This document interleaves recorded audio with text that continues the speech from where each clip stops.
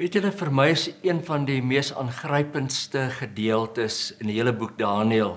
As boek is dit 'n wonderlike boek om te bestudeer.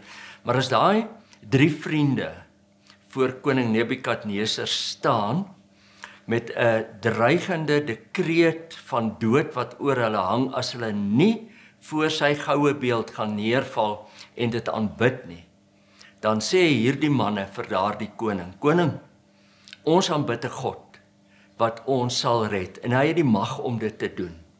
Maar weet jy, al sou hy ons nie red nie, nou moet ons sterf. Ons gaan nooit jou beeld aanbid nie, want ons aanbid die lewende God. En weet jy, dit is ware geloof. Jy aanbid nie die Here net vir wat jy daaruit kan kry nie, jy kry wonderlike goed daaruit. Maar ook as die Here anders besluit as wat jy graag wil hê, dan bly jy hierdie Here aanbid.